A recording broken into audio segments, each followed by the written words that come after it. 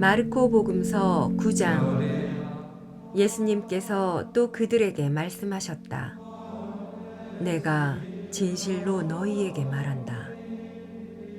여기에 서 있는 사람들 가운데에는 죽기 전에 하느님의 나라가 권능을 떨치며 오는 것을 볼 사람들이 더러 있다. 영광스러운 모습으로 변모하시다.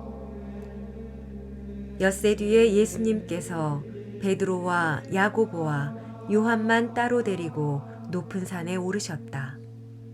그리고 그들 앞에서 모습이 변하셨다. 그분의 옷은 이 세상 어떤 마전장이도 그토록 하얗게 할 수 없을 만큼 새하얗게 빛났다. 그때에 엘리야가 모세와 함께 그들 앞에 나타나 예수님과 이야기를 나누었다. 그러자 베드로가 나서서 예수님께 말하였다. 스승님, 저희가 여기에서 지내면 좋겠습니다. 저희가 초막 셋을 지어 하나는 스승님께, 하나는 모세께, 또 하나는 엘리야께 드리겠습니다. 사실 베드로는 무슨 말을 해야 할지 몰랐던 것이다.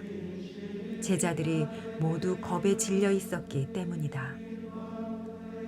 그때 구름이 일어 그들을 덮더니 그 구름 속에서 이는 내가 사랑하는 아들이니 너희는 그의 말을 들어라 하는 소리가 났다. 그 순간 그들이 둘러보자 더 이상 아무도 보이지 않고 예수님만 그들 곁에 계셨다. 그들이 산에서 내려올 때에 예수님께서는 그들에게 사람의 아들이 죽은 이들 가운데에서 다시 살아날 때까지 지금 본 것을 아무에게도 말하지 말라고 분부하셨다. 그들은 이 말씀을 지켰다. 그러나 죽은 이들 가운데에서 다시 살아난다는 것이 무슨 뜻인지를 저희끼리 서로 물어보았다. 엘리야의 재림. 제자들이 예수님께 율법학자들은 어째서 엘리야가 먼저 와야 한다고 말합니까? 하고 물었다. 그러자 예수님께서 그들에게 말씀하셨다. 과연 엘리야가 먼저 와서 모든 것을 바로잡는다. 그런데 사람의 아들이 많은 고난과 멸시를 받으리라고 성경에 기록되어 있는 것은 무슨 까닭이겠느냐. 사실 내가 너희에게 말하는데 엘리야에 관하여 성경에 기록된 대로 그가 이미 왔지만 사람들은 그를 제멋대로 다루었다. 어떤 아이에게서 더러운 영을 내쫓으시다. 그들이 다른 제자들에게 가서 보니 그 제자들이 군중에 둘러싸여 율법학자들과 논쟁하고 있었다. 마침 군중이 모두 예수님을 보고는 몹시 놀라며 달려와 인사하였다. 예수님께서 그들에게 저들과 무슨 논쟁을 하느냐 하고 물으시자 군중 가운데 한 사람이 대답하였다. 스승님, 벙어리 영이 들린 제 아들을 스승님께 데리고 왔습니다. 어디에서건 그 영이 아이를 사로잡기만 하면 거꾸러뜨립니다. 그러면 아이는 거품을 흘리고 이를 갈며 몸이 뻣뻣해집니다. 그래서 스승님의 제자들에게 저 영을 쫓아내달라고 하였지만 그들은 쫓아내지 못하였습니다. 그러자 예수님께서 믿음이 없는 세대야. 내가 언제까지 너희 곁에 있어야 하느냐. 내가 언제까지 너희를 참아주어야 한다는 말이냐. 아이를 내게 데려오너라 하고 그들에게 이르셨다. 그래서 사람들이 아이를 예수님께 데려왔다. 그 영은 예수님을 보자 곧바로 아이를 뒤흔들어댔다. 아이는 땅에 쓰러져 거품을 흘리며 뒹굴었다. 예수님께서 그 아버지에게 아이가 이렇게 된 지 얼마나 되었느냐 하고 물으시자 그가 대답하였다. 어릴 적부터입니다. 저 영이 자주 아이를 죽이려고 불 속으로도 물 속으로도 내던졌습니다. 이제 하실 수 있으면 저희를 가엾이 여겨 도와주십시오. 예수님께서 그에게 하실 수 있으면이 무슨 말이냐? 믿는 이에게는 모든 것이 가능하다. 하고 말씀하시자 아이 아버지가 곧바로 저는 믿습니다. 믿음이 없는 저를 도와주십시오. 하고 외쳤다. 예수님께서는 군중이 떼를 지어 달려드는 것을 보시고 더러운 영을 꾸짖으며 말씀하셨다. 벙어리, 귀머거리 영아, 내가 너에게 명령한다. 그 아이에게서 나가라. 그리고 다시는 그에게 들어가지 마라. 그러자 그 영이 소리를 지르며 아이를 마구 뒤흔들어 놓고 나가니 아이는 죽은 것처럼 되었다. 그래서 사람들이 모두 아이가 죽었구나 하였다. 그러나 예수님께서 아이의 손을 잡아 일으키시니 아이가 일어났다.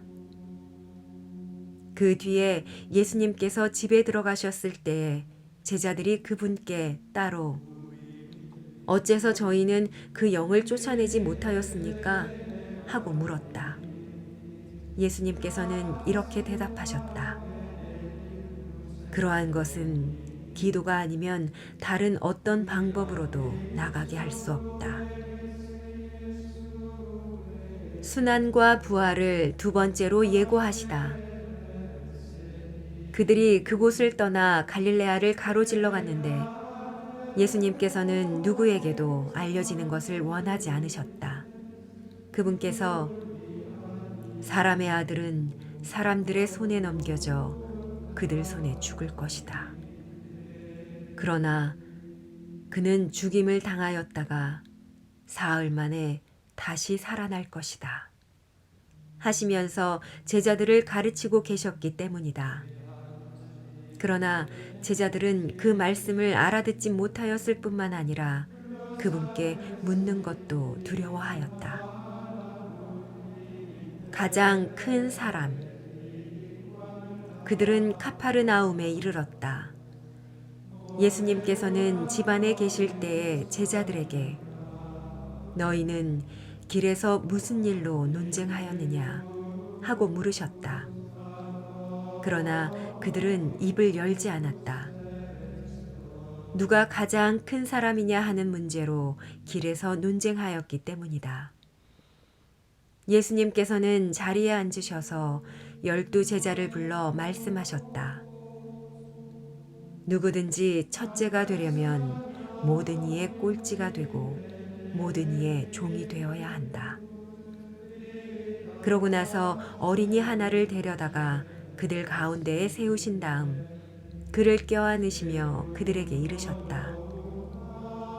누구든지 이런 어린이 하나를 내 이름으로 받아들이면 나를 받아들이는 것이다. 그리고 나를 받아들이는 사람은 나를 받아들이는 것이 아니라 나를 보내신 분을 받아들이는 것이다. 우리를 반대하지 않는 이는 지지하는 사람이다. 요한이 예수님께 말하였다. 스승님, 어떤 사람이 스승님의 이름으로 마귀를 쫓아내는 것을 저희가 보았습니다. 그런데 그가 저희를 따르는 사람이 아니므로 저희는 그가 그런 일을 못하게 막아보려고 하였습니다. 그러자 예수님께서 이르셨다. 막지 마라. 내 이름으로 기적을 일으키고 나서 바로 나를 나쁘게 말할 수 있는 사람은 없다. 우리를 반대하지 않는 이는 우리를 지지하는 사람이다. 내가 진실로 너희에게 말한다.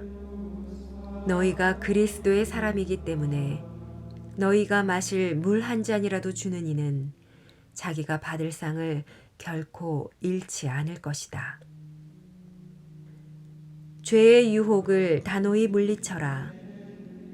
나를 믿는 이 작은 이들 가운데 하나라도 죄짓게 하는 자는 연자매를 목에 걸고 바다에 던져지는 편이 오히려 낫다. 네 손이 너를 죄짓게 하거든 그것을 잘라버려라.